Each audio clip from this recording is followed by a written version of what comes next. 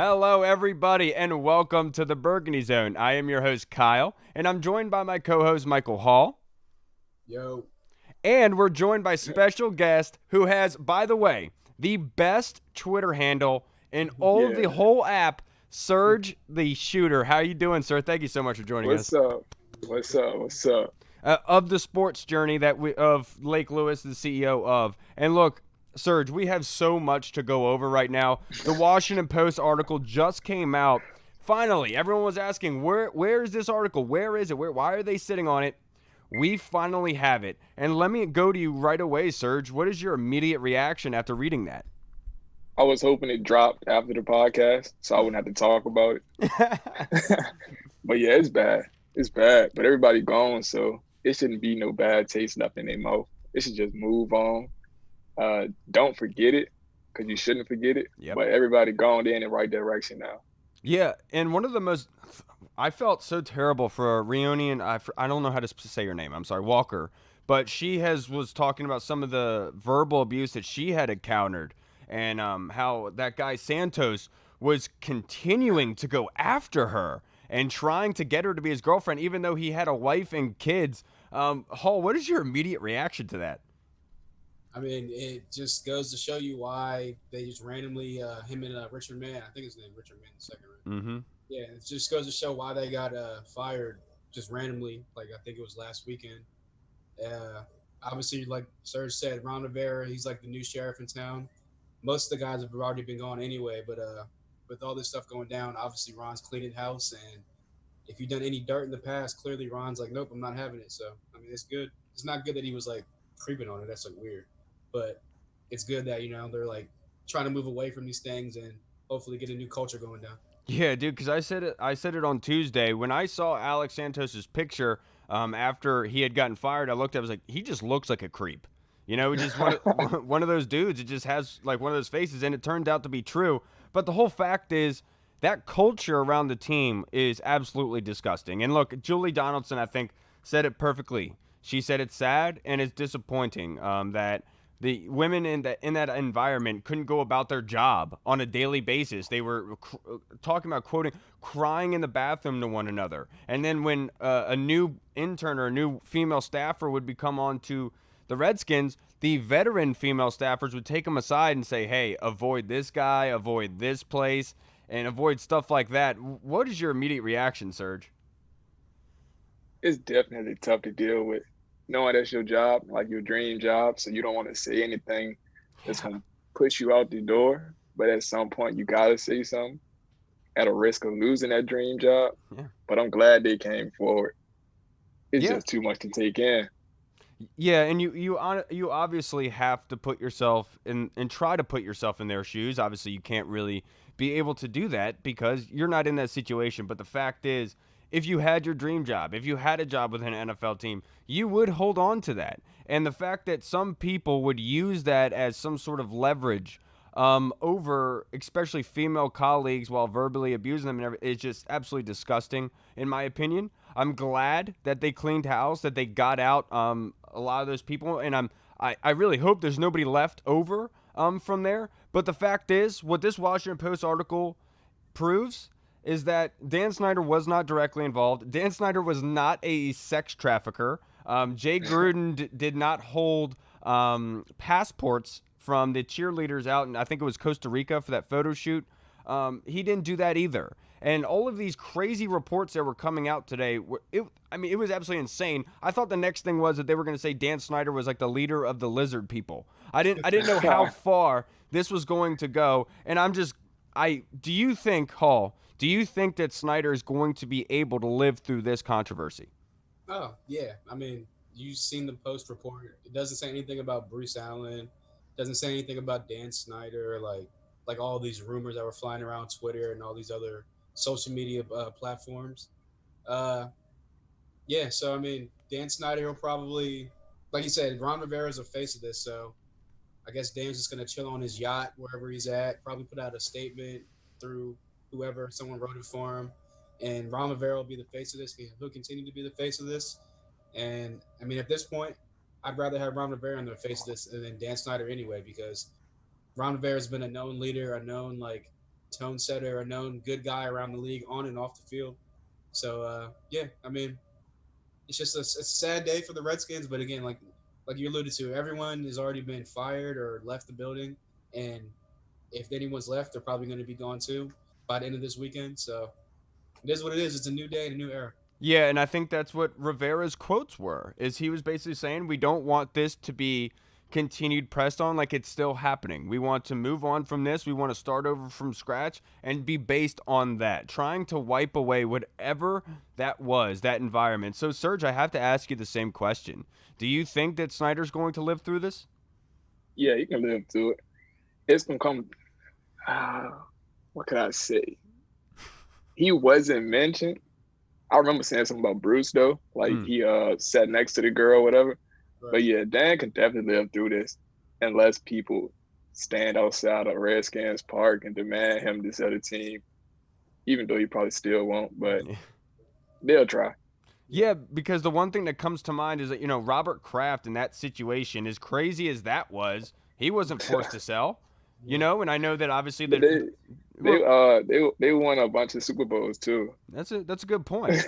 But the thing is, my whole point is like, we've seen crazier stuff, and I understand that Dan Snyder being the lead guy here, there is a responsibility there. These things were happening under your watch, and there is some responsibility for that. And he has to take it by the horns, and he has to take credit for what did transpire and that kind of environment, allowing these people to be in these positions, going after, I think it was Dennis Green, I'm not mistaken, and continuing to press Dennis Green to sell the suite tickets, and making it a very hostile environment, according to the Post. And they want to make sure, and they were very adamant about saying that Snyder he didn't propel a sexual harassment, but the violent kind of, how can I say this? The violent harassment of words that was being said to his high-level executive employees, belittling them, and doing that a lot. So look, he has to take credit for this. And look, as much as he doesn't want to stand in front of the camera, I think Snyder has to at some point. It's time. Yeah. He can't put out a statement. He got to get in front of the camera and do like an actual press conference. I mean, yeah.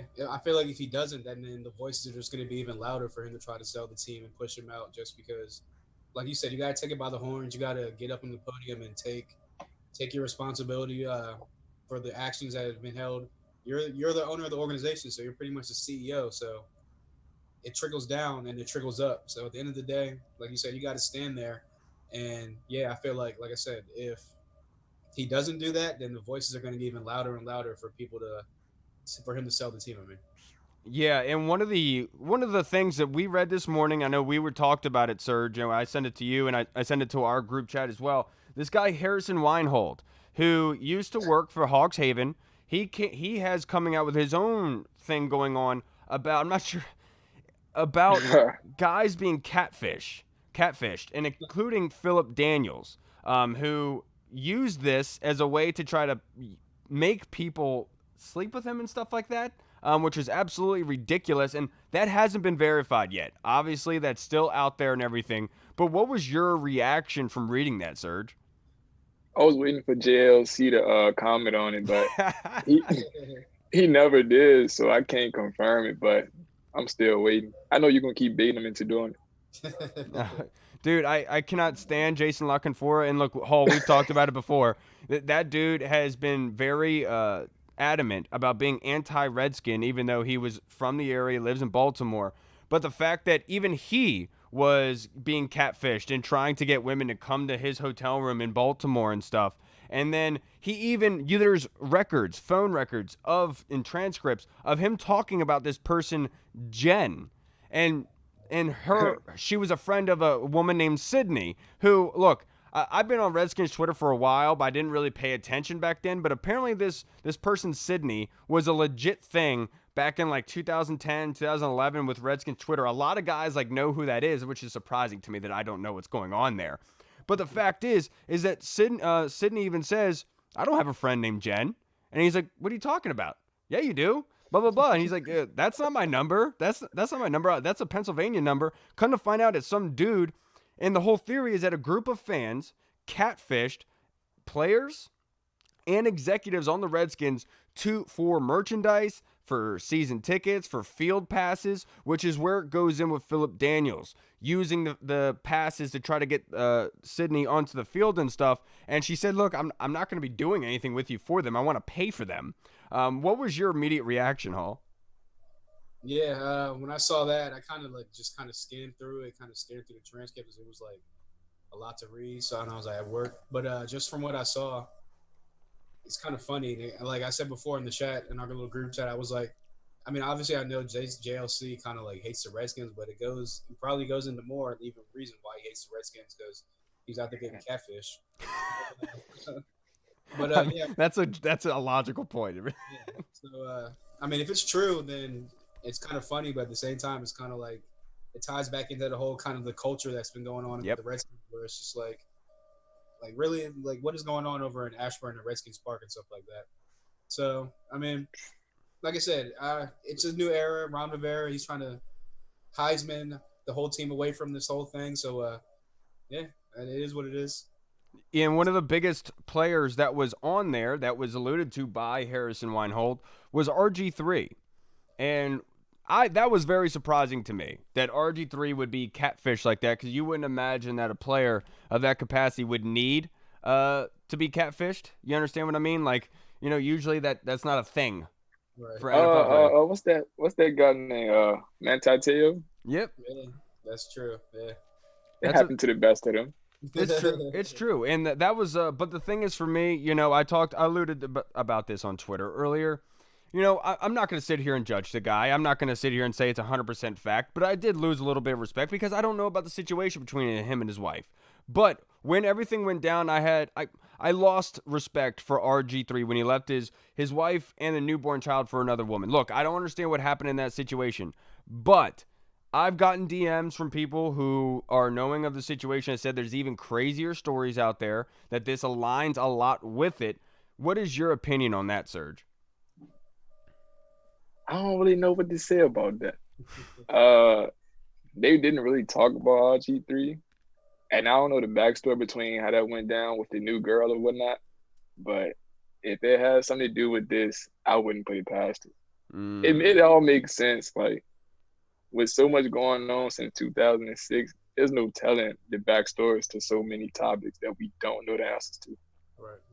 You're absolutely right. You are. We don't know the aspects because it has been so long, but we have to give a little bit of credence to this because the dude does give the transcripts. He does give multiple evidence to showcase. He came with facts. Oh, yes, he did. And I had, and it was really surprising to me to see Philip Daniels acting that way. Having to use his position as a way to gain leverage over this woman to get sexual favors. Very surprising that a former NFL player that has a job, he was fired in 2013. But the fact is, who is out there and thought of that idea? The thought to make a catfish and to be able to gain access to rumors, to news, and everything like that. And so it begs the question, who was the catfish? Right. And look, Hall, we talked about it earlier in the group chat. We didn't realize what was going on, but why was Diana Rossini all of a sudden being brought up? Yeah. I mean, yeah, Twitter was going crazy, calling her like all types of names and just going ham on her. And I was just like trying to figure out, I was like, how is she getting tied into this? And then, of course, I started like backtracking, seeing all the rumors about the Scott McLuhan days and how she got promoted to ESPN, so like fast tracked. But I mean, look, I'm not gonna say I'm not gonna be like say it's true because I don't know. Like, it's not, if it doesn't come out as like an actual true fact, I don't want to like talk bad about her because she's actually pretty cool. I actually like her on ESPN. But yeah, I mean, if it is true, then I mean, like I said in the chat, I was like, she has had a lot of like inside information over the years about the Redskins. So I don't know, but we also were like, that's like been like kind of like EB's like inside source. So again. I don't know. Dude, look, I've put two and two together over time. I listen to the Junkies a lot. EB always has these inside scoops, and I'm not sure if you guys remember, if you go back to draft day last year when Dwayne Haskins got drafted, Diana Rossini, the day of the draft, had the inside scoop that the Redskins were taking Dwayne Haskins, and it was Dan Snyder's pick. EB was the first one that had that info, and he came out with it, and there was only one person in that building who had it. Right. And so it begs the question. So let me ask you, Serge, do you think there's a possibility that Diana Rossini was possibly the catfish? I actually missed that whole part. Like y'all was informing me just now. I I was at work all morning, so I didn't really see too much about Diana Rossini. All I seen was the picture with her and Jay, but I ain't read no comments. I didn't want to get into it. It was too messy. I'm a nice guy. No, I know you're a nice guy, Serge. You're a great guy, just like everyone else Yeah. over there at the sports journey. And Yeah. but one thing that came up to me that I thought of was, when the Scott McCloughan thing went down, there was a quote by Jessica McCloughan. After I forget what the news was at that time, but her quote was, "Whose D did you have to suck to get that information?" And the widespread whole consensus around the media and the Redskins base was that it was Scott McCloughan that was linked to her, that was happening. And so people were like, why are you exposing your marriage problems and everything like that? But I'm sitting here thinking, what if it was Bruce? Because that would make sense why Bruce was so adamant about getting Scott McCloughan out of the building. Remember, quote, he said to Scott McCloughan, "Nobody likes you here." Why would Bruce be so adamant about getting Scott out if his girl felt disrespected by Scott McCloughan's wife? I think that makes a lot of sense. What do you think, Hall?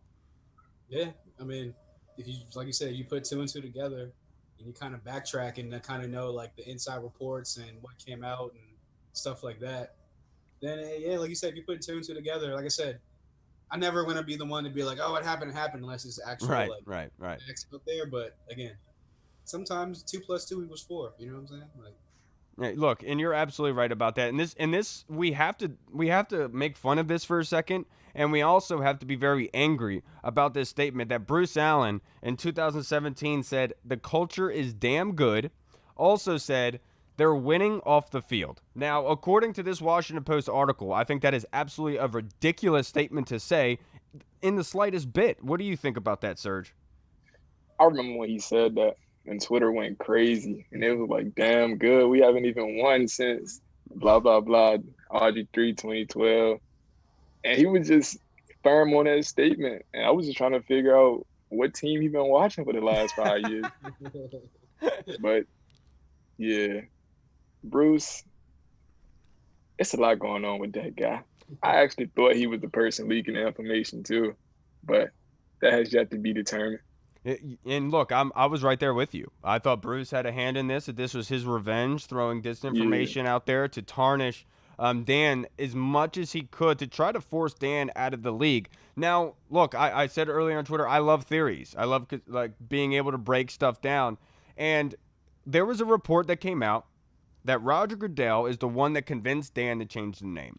So what I think happened is that Dan Snyder went to Roger and said, "Look, man, this is what's about to come out. This has been going on a while. It's going to be a really bad look on top of the name change. I'm going to need the support of the other owners and the NFL to be able to withstand this. Because if you guys are against me and the fan base is against me and the overall general public is against me, I have no other choice." And so the logical reasoning in my mind would be that Roger Goodell said, "Look, we got your back as long as you change the name." What do you think about that, Hall? yeah, I mean, like you said, you're a guy that loves like conspiracy theories and breaking stuff down and putting stuff together. So I mean, yeah, the way you broke it down would definitely make sense. And I mean, I know like people like Ian Rappaport and people like that were coming out saying that the name change thing had already been a couple like weeks or months. They've been talking about it behind the scenes, and like you said, Roger Goodell was really big into like, hey, it's time, blah blah blah, stuff like that. So I mean, your theory might be right. Like, maybe he knew this whole story was going to be coming down the pipeline in the next like month or two, and maybe that's why he's been out on his yacht for the past like month or two. So yeah, maybe he's just like, look, I'm going to comply with the name change. Ron Rivera is going to be the face of it. He's going to handle everything. I'll be in contact with him via my yacht, and see him when I see you. Yeah, and there's this tweet that I'm reading right now from Ben Demimich from 5 hours ago. He said, after 4 days of build-up, there's no way this Dan Snyder Wapo story will live up to the expectations. At this point, it's Jay Gruden's Coke parties where he pretended to be Jack Nicholson in The Departed saying, "Don't move till you're numb." Yeah, the buildup was crazy for the actual story. Exactly. Like, Even though I had about like 40% of the information, I thought it was gonna be something that was gonna wow me to the point that I was like, I did not expect this. yeah, But everything I expected was there, plus a little bit more. right, right. Yeah, and the most one of the most ridiculous conspiracy theories that was getting thrown around, people were running with a Facebook post. Some random dude puts up a Facebook post and everyone just runs with it, starts saying that Dan's sex trafficking kids and everything. And that the worst one of it all was that Snyder paid the refs. No, the worst one of them all was that he was in Epstein's black book, and he was like emailed by Epstein and stuff. I was just like, what? Like, Dude, so what? look, I'll be honest with you guys. I knew about the Lolita Express. I knew about Jeffrey Epstein about 3 years ago. I would try to tell. Look, Mike rode with me in the car. He listened to me jabber on and on before this was even a freaking thing, right? I mean, One of the names in the black book is a Dan Snyder, but it's like spelled Scheider. So it's like a completely different Dan Snyder that they're just grouping him in with. And so all of this disinformation coming out was absolutely ridiculous, and I do believe that there was a motive behind it. Why else would anyone make up that information except for trying to get Dan Snyder out of the building? But Serge, let me ask you this question. Given with what came out with the Washington Post just now, my one friend Matt, he says, this can't just be it. Do you think that there is anything else that's damning going to be coming out in relation to this case? Possibly, Okay. but it'll probably be like closer to the season. Like somebody's out to get them, so they want to throw them off their tracks. Like this was some right now going into training camp. They probably gonna throw another wrench close to the season, but in between that, they're just gonna announce that their name is the Red Wolves. Don't do that. Don't do that to me. Don't do that to me, sir. No. But so let me ask you, Hall. Do you agree with Serge? Do you think that there is going to be small tidbits coming out? And if there is, what possibly could be else? Because the one thing that comes to mind is the cheerleading scandal that still hasn't been talked about. And honestly, they did briefly elaborate on that in the Wapo article, but it was like a very short part of it. And I'm wondering, is there a bigger lawsuit at play here? What do you think, Hall? Yeah, I was actually literally what I was gonna say. I was like, if there's gonna be any more damaging news that comes out as far as Redskins and what went on for the past 15, 20 years, whatever it may be, it would be maybe some more little tidbits and behind the scenes stuff and a little bit more leaks as that goes back to the 2013 thing with the cheerleader scandal that just kind of mysteriously, we were talking about before, kind of just mysteriously went away. Like no one ever, people just stopped talking about it after a while. But maybe this is why they stopped talking about it. Maybe it's just a building thing for years where they finally got enough sources, finally enough like info behind the scenes to, boom, here it is. It did say when it comes out, I think it would be just more stuff about the cheerleader scandal. they had said some girls signed like a non-disclosure agreement, and that the team wouldn't sign off on it for let them speak. So at some point, they're gonna let the girls speak, and there'll probably be more information. Yeah, exactly. Yeah, and look, basically what happened to everybody, if you're not up to date with what the cheerleading scandal was, is that the cheerleaders went to Costa Rica for like a photo shoot, like kind of every year the Redskins did like a calendar photo shoot with the cheerleaders and stuff. And when the girls arrived in Costa Rica at the resort, there were 2 Redskins officials that confiscated their passports. And immediately upon arrival, these girls believe that they had their best interests in mind. Okay, yeah, sure, have my passport. But the fact is, once they went out to the photo shoot, they started demanding that the girls do nude photo shoots. And so what do you think would have happened if they said no? They wouldn't have gotten their passport back and they wouldn't have been able to go back to the U.S. That is incredibly disgusting. And look, I don't know if it's 100% fact. That's just what's being said. But Serge, what is your immediate reaction to that? That's enough leverage. Like for a person to be stuck, not in the U.S., you're gonna do what they say at all costs, right? Just because you want to get back home. Things get crazy outside the U.S. Yeah, and look, it's absolutely disgusting. And the fact the one report from that Facebook post said that Snyder and Jay Gruden pimped out their cheerleaders as season ticket holders while holding their passports. Look, Jay didn't even have control over the roster. You think he's out in Costa Rica withholding passports? Come on, dude. Can we think about this for a second? But We know what Jay was at during his time. he was deep in Diana. I'm joking.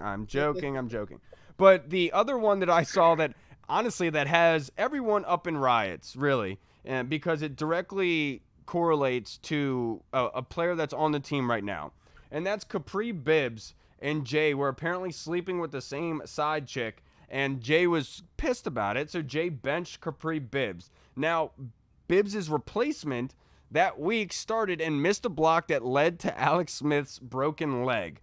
So, Hall, do you think there's any validity to that? Man, when that was one of the first kind of like rumors I saw circulating when this whole thing started coming out, and I was just kind of like, I had to really think back, and I was like, oh man, Capri Bibbs did get cut like going into that week, or did get benched going into that week, and I had to actually go back and look at the actual play with Alex Smith. As much as times I've seen it, I'm just like, cringe, but he did miss a pretty big block on that play. So look, I mean, it's Twitter, so you never know what's true, what's not. I mean, if it is true, that's like horrible that this man Alex Smith almost lost his leg because Jay Gruden was jealous of an NFL player. Like, obviously, you're a head coach, he's an NFL player. He's gonna bag a chick over you. Like, come on, dude. But yeah, so I mean, if it's true, it's crazy. And then again, it just ties into the crazy, ridiculous culture that's been going on for the past 15, 20 years. Right. And it's not like Jay Gruden is like a physical specimen, you know? It's like, I mean, he did lose weight. He did. Like, we are talking to me, she's gonna be like, Heisman, Jay, sorry, but I mean, yeah, like I said, it is what it is. So if that's true, I mean, Jay might be like kicked out of Jacksonville for that, just because like so much media scrutiny would come on him and stuff like that. So hopefully it's not true. I hope that it was just coincidence and that he actually wasn't really like banging the receptionist. So I'm sure he was. But that's a crazy situation and an insane circumstance. Because look, I thought Capri Bibbs was very good. He was a very good player. But to sit here and say that Capri Bibbs wouldn't miss that block, it's kind of ridiculous. You know, I think when things just happen sometimes, and we can't just start connecting all these dots and say this means this means this. it was butterfly effect. Yeah, butterfly effect. You're right. I mean, look, that what goes around comes around, right? And so let me ask you, Serge, did you think that there was any substance to that claim? See, when I seen that story, it's something that you can say easily. Like, I don't believe that. But at some point in your mind, you're like, what if that did happen? Yeah. So I'm going back and forth, like whether it's true or not, which it do add up, but it might not be true. I kind of want it to be true. Not the Alex part, but like the dispute part. Like, why would you argue with a player over a female that she's clearly gonna pick the player? Right. I just want to see that argument or that dispute they have. I want like, to know. I'm Jay Gruden. I'm John Gruden, brother. Look, you could be as funny as you want. It doesn't make you more wantable. I'll tell you that right now. Exactly. Yeah, and the fact is, I think the worst part about that whole rumor is the fact that grown adults would be so petty to the point that they would make people lose their jobs based on based on the side chick. Like, come on. Just call it what you want. AP week 1. I'm pretty sure Capri Bibbs had a girlfriend or something like that at the time. She was a side chick. Like, and y'all getting petty over a side chick if this is true. Yeah, and look, I can't say that Capri Bibbs was being petty. You know, the pettiness was on Jay at that point. Yeah, that's what I mean. Like, yeah. The man cut him from the team. I mean, or did he bench him? I forget. I think he just benched him or put him back to the practice squad or something like that. Yeah, so, he was on and off. Yeah, because like doing that, you know, that messes with people's money. And when you're doing that and trying to have that kind of control, which makes you think, was there some sort of sinister reason why Jay was complaining about not having roster control? You know? Because in that aspect, would he be able to, at will, to be able to let guys go based on who they're hooking up with? I mean, we seen what he did when he did get a little bit of roster control. He sat AP week 1. So that shows why he didn't have it. Very It's true. crazy. Very Look, true. so let me ask you, Serge, about that in particular. Do you know like it was what happened that week? Because I won't. that I AP wasn't there yet. I know you weren't there yet, but the fact is, there was a lot of ripple effect from that move. A lot of the veterans on the team took that as a very disrespectful move, and I know Lake had alluded to it before on our pod, and it makes a lot of sense because that is incredibly messed up to do to AP, who in the season before I think rushed for 1,000 yards for the Redskins, and then here's Jay's. Well, I think Jay's quote was, if we have to put like every player on the line and just run every play, then yeah, that's when I'll use AP. So it almost seemed like a petty kind of thing. So I just wanted to see, like, is there any reason why that he was so adamant about being anti-AP? I mean, guys did go crazy in that week 3 preseason against Atlanta, but he was still coming off an injury, so there was no reason to sit AP when they like the same type of back. Who was the third running back? Was it Chris Thompson week 1? Mm-hmm. And Yeah, Chris but you Thompson was still coming off of an injury as well. yeah, so you still need AP, so it was some type of beef with that. It had to be. Yeah, and it almost seemed like, I hate to use this example, but it's like when divorced parents are using the child as leverage against one another as a passive aggressive type move, and that's where I kind of looked at this because Jay was like trying to kamikaze the situation, and as like a whole anti-Dan thing, he was like, I'm not going to start AP, and that's how I kind of looked at it. And look, it just goes to show that maybe that pettiness is true, and there is a lot of fact to this Capri Bibbs situation. But look, we don't know the facts. We can only speculate and make fun.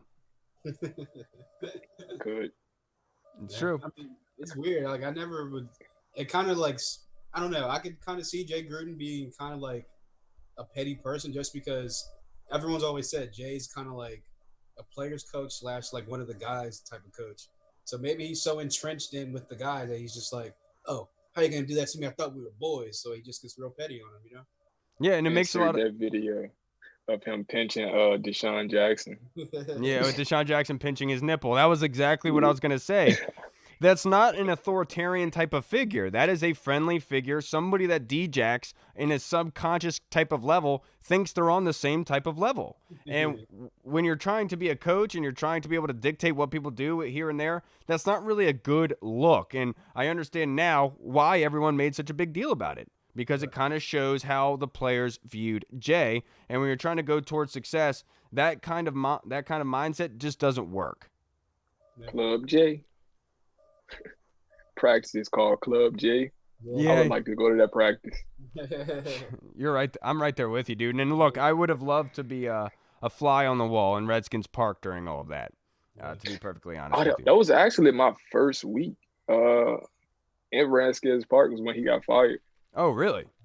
Yeah, like the morning that he got fired, they was gonna have a press conference, and Lake called me and was like, "This your first day? Come on down to Ashburn." I was like, "Wait, what a minute!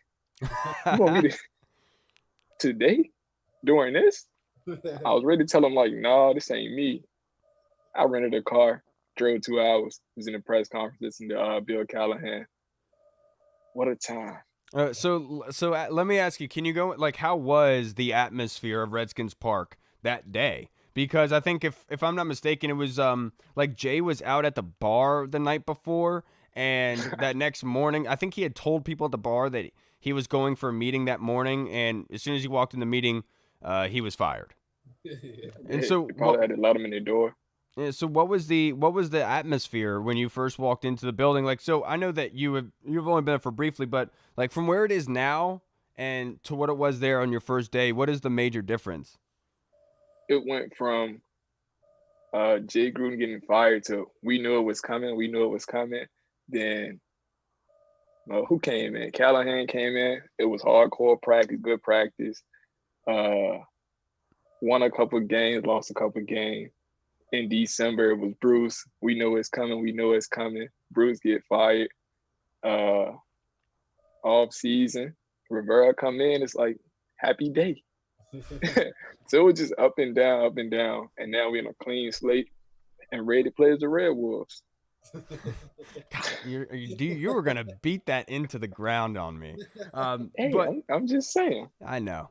But look here, the latest news that came out with the Redskins is that they, Red Wolf. as an organization, have hired Beth Wilkinson, who worked with Kavanaugh and the Flynn case. Who you have to imagine in those circumstances, there was a lot of disinformation being put out there about these two, and so it begs to question: is this linked to the Wapo article? Is this linked to the disinformation that was being put out there about Snyder and the Redskins organization? What is your immediate thought process with the Redskins hiring Beth Hall? Yeah, I was seeing a lot of people on Twitter saying that whenever there's like sexual harassment claims or something like that in like the office space, that they hire outside lawyers to come in and do like an investigation and kind of see how things are going, interview people, and do their own little assessment of things.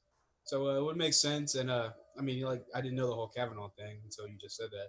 So I guess it would definitely make even more sense about the whole disinformation thing, and I guess people trying to slander Dan Snyder's name and stuff like that all over the place. So maybe it's something towards that where he's gonna try to get these people some type of retribution against these people.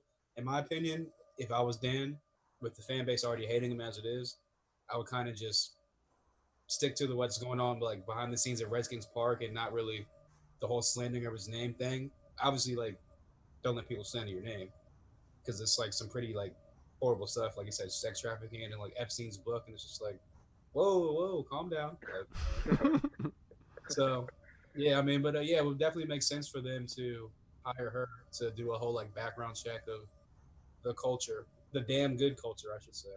Yeah, and look, Damn good. the one reason I asked this question because I wonder if is she being brought in like she says in the statement, because the statement that they come out with, it almost doesn't explain exactly what's happening and what her job is there to be. And from the way, I want to know, is she there predominantly to look inside the organization, or is she there to look outside the organization? Because like Thom Lavero came out last week, Fred Smith had a legitimate movement to try to oust Dan as owner.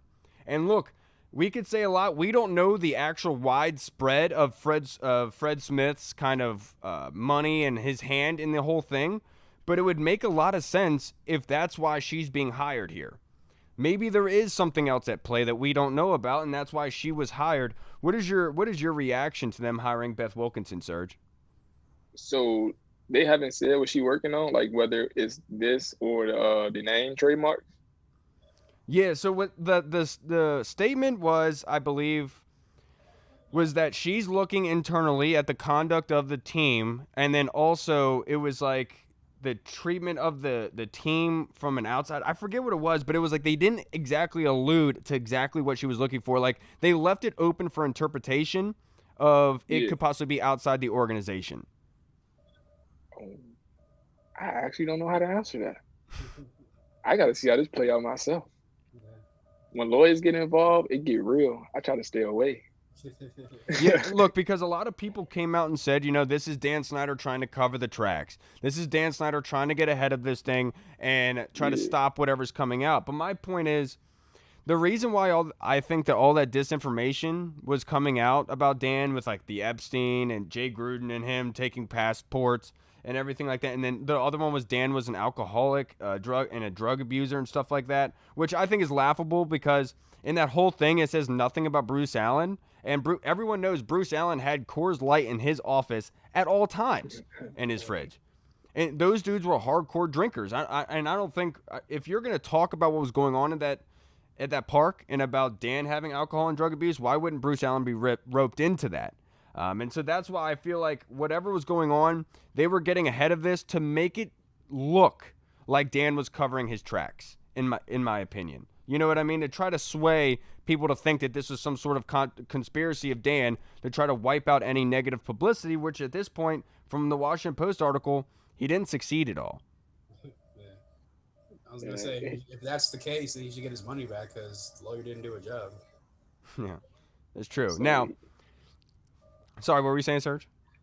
oh no, I was just ready to say. So he paid the referees to lose games. Then he paid the lawyer to not cover his tracks. He just spending money to not get stuff done at this point. Yeah. Yeah, and it makes a lot of sense why he's out on his yacht. You know, he just could you imagine how many people would be outside of his Potomac residence right now with signs and everything, especially with this whole Epstein thing. You know how crazy people are nowadays. There would have been some crazy people outside of his house saying that he sex trafficked kids. Yeah, yeah. He looking at the news, just laughing right now. I could just see him just laughing at the headlines. He probably is just sitting back laughing, reading the rumors, just like, wait, what? What?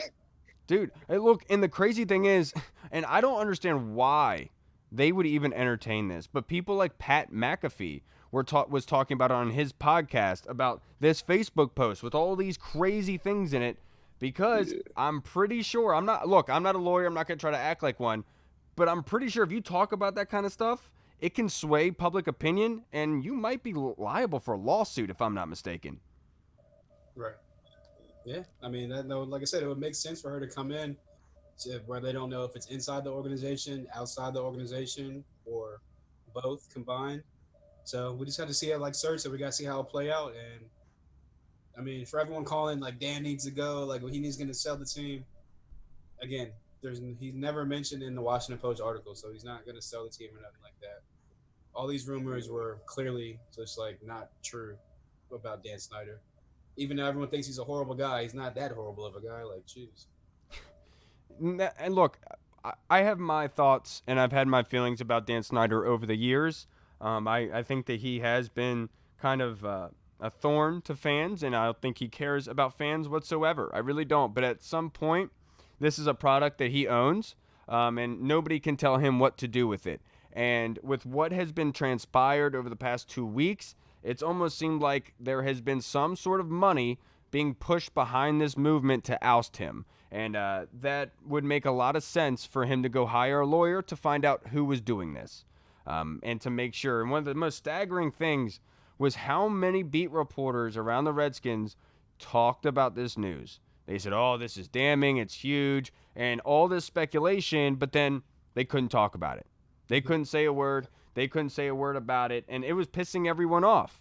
Like, why are you waiting so long? What is the holdup going on here? So I'm glad that it's finally come out. I'm glad that we know some facts about and some really opening up about what happens at Redskins Park. Because over the years, there's been so many beat reporters like Chris Russell, the guy saying how the toxic environment at Ashburn, and nobody really knew what that entailed. Nobody, like, everyone thought maybe Dan was just a really hard-ass employer that made overworked people and was very adamant. It was very forceful on people to get things done, which I've heard before. But this kind of gave us a glimpse into the Redskins organization, and it sucks.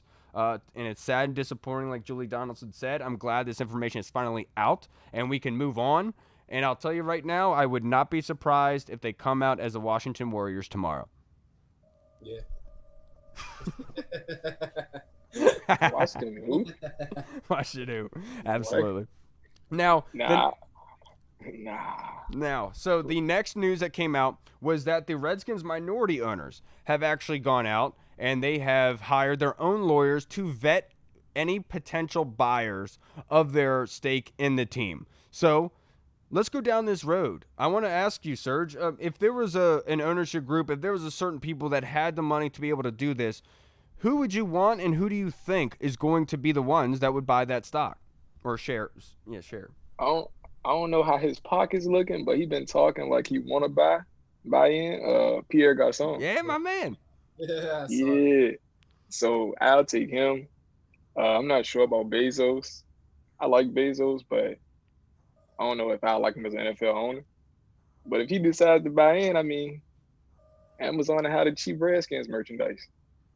It's true. I like the Red Wolves, I meant. Oh my god! Yeah.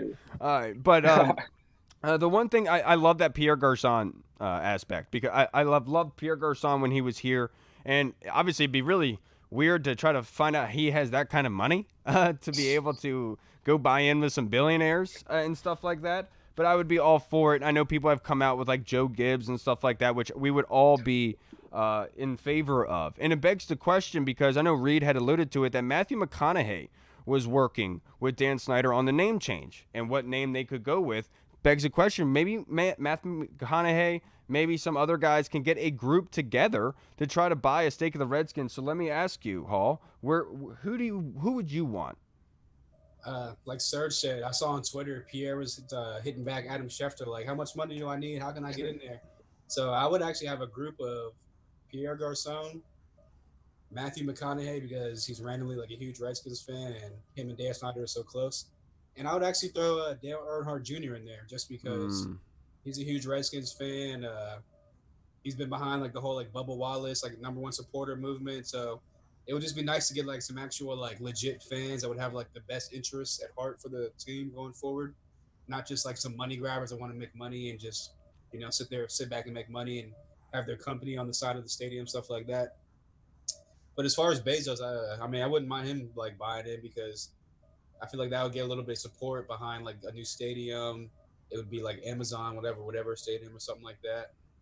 But yeah, my number one would be McConaughey, Dale Earnhardt Jr., Pierre Garcon, and we can even throw Santana Moss in there too, just to like him too.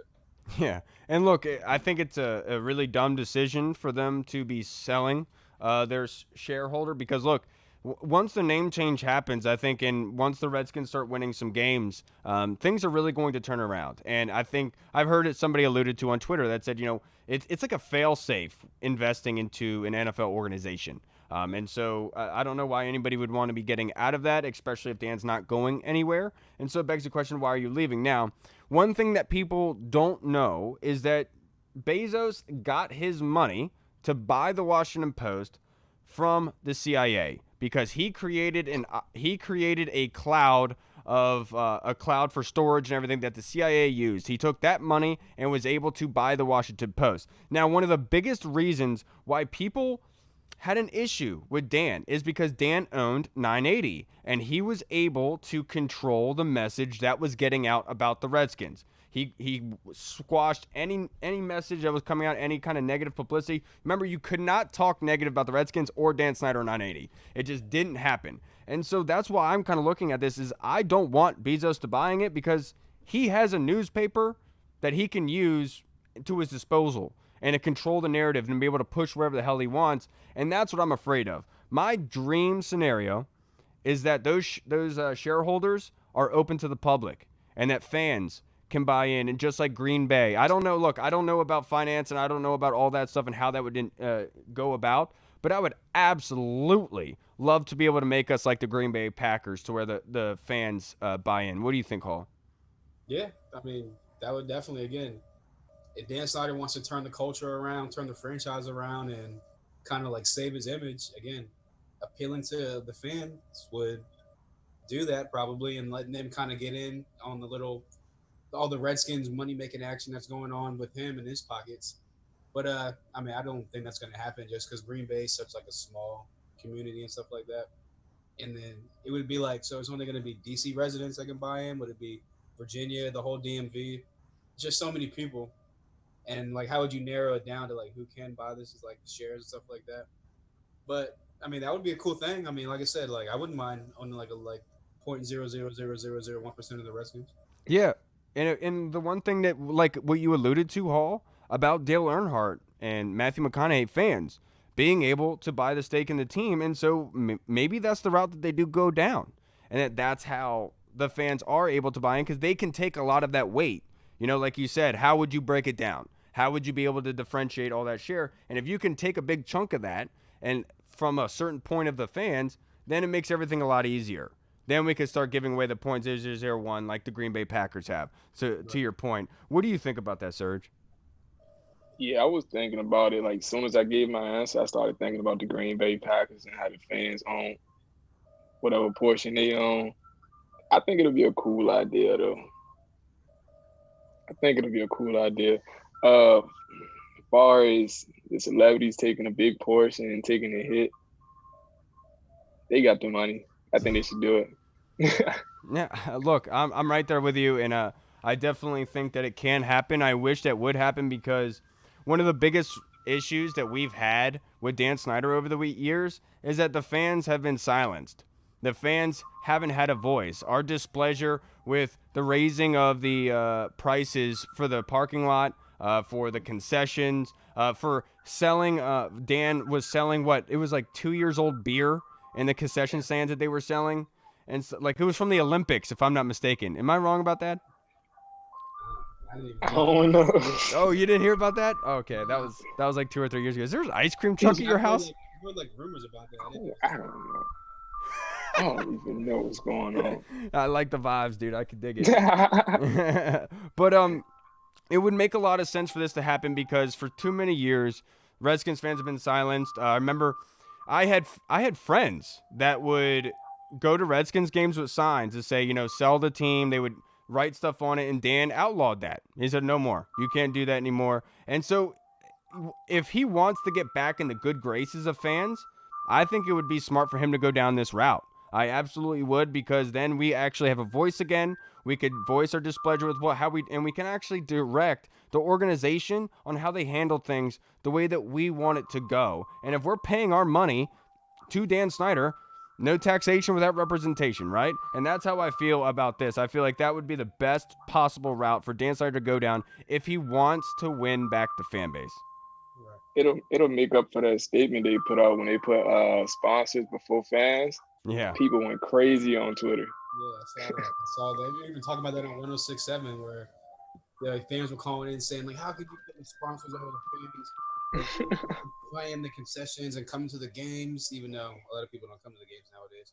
But stuff like that. But I mean, everyone says, look, everyone that knows Redskins fans are diehard, some of the most loyal fans, if not the most loyal fans in the NFL. So for them to kind of not really throw shade, but to kind of put the sponsors and their money first over the actual fan base that's putting money in your pockets for the past 20 plus years, kind of disrespectful. And again, that's why I think it's going to be the Red Bulls, because I think he's going to cave to the public and be like, I'll appease the fans, and I'll incorporate the more of the fans going forward. And I mean, you saw what Ron Rivera and Cam Newton was doing with giving the footballs to kids and stuff like that in Carolina. So I think it's going to be more coach-centric culture and definitely a more what do you call it? Fan-friendly. Yeah. Yeah. Yeah, look, and I'm going to sit here and tell you straight up. Look, I understand that Dan should go towards a new generation with Red Wolves and everything like that, if he wants to win back the younger generation. But there's a reason why the younger generation is not bought in right now, and that is because they haven't won anything. Yeah. People like me are an anomaly. People that watched nothing but loss after loss and embarrassing loss. And why would we stick around for that? The only way that you could and a mascot is not going to get the fan base back in. It's just not. I don't care what anyone says. At the face of it, it looks good. But the only thing that really brings the young fan base back is a winner, because they want to be able to talk about it with their friends. They want to be able to make Instagram posts and fry up other teams. That's the only way that you're going to be able to do that. And I don't think that they should be basing their mascot off of a generation right now. I really don't believe that. And the one thing to me is, look, I just don't want Red Wolves, okay? I just don't want it.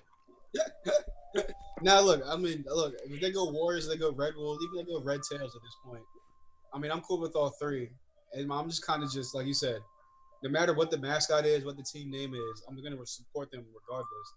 I just want to see a winner. And like you said, no matter if they start losing, guess what? People are going to hate the name regardless of what it is anyway. Yeah. So you're going to have a winning product on the field, and that'll bring back the older fan base will get on board, and obviously the younger fan base will be on board because, like you said, they want to talk about it. They want to be able to fire their team, fire their friends up about football conversations and stuff like that. So, I mean, I just want to see some football on the field football product and some winning Red Wolves, Warriors, Red Tails football, whatever it is. Yeah, I'm absolutely right there with you. Now, Serge, to end this podcast today, I asked this to every guest that we've had. Obviously, you've heard. What player do you think is going to take the biggest step under Ron Rivera this season? Sean Dion Hamilton. Oh, yeah? Why is that? Yeah. I just feel like they need a middle linebacker that can cover. And they did a whole lot of that with Luke Kuechly. Yeah. Not saying he could beat Luke Kuechly, but he got a potential to cover anybody. Yeah. He one of the best coverage linebackers in the game right now. He still got a lot of tread on his tires. He can play. And it's going to be his time to shine. It's like a contract year, right? Yep. Yeah, so yeah, he can ball out this year. Yeah, That's my absolutely. guy. I agree. I agree with you. And look, Sean Deion Hamilton was rated by Pro Football Focus as one of the best coverage linebackers last season. So it's a really good pick, and it makes a lot of sense under Jack Del Rio of him being that, if switching to a 4-3, being that cover linebacker. Yes, sir. All right, everybody. Well, that's going to wrap us up for this show. Hopefully that ice cream truck is able to move some point soon. My goodness. He ain't getting no sales. All right, everyone. Well, thank you so much for tuning in. Serge, I really appreciate you coming on. You and your work with Sports Journey, you guys are great people. You have an incredible mindset, and you guys work really hard. I appreciate you for coming on, and I hope you're the best this season. I know that you just got surgery, and I hope that's going well for you. But no, I ain't getting no surgery. Oh, not surgery. No, sir. Yeah, I just got diagnosed with a little sprain, Not serious. Okay. Nothing serious. Oh, okay. You're not going to start out in the pup. You're good to go. I'm good. All right, everybody. All right, everyone. Thank you so much for tuning in. Remember, go like and share us on Facebook, on Twitter, Instagram, YouTube, iTunes, and we're also on Good Pods. Thank you so much for stopping by, everybody. And also check us out on Tuesday. We are going to be joined by Daniel Kelly, the author of Whatever It Takes, a normal guy that worked really hard to become an NFL scout, worked as a scout for the New York Jets. So make sure you tune in on that on Tuesday. All right, everybody. I'm Kyle. Oh. Thank you so much for tuning in, everybody. We'll see you next week.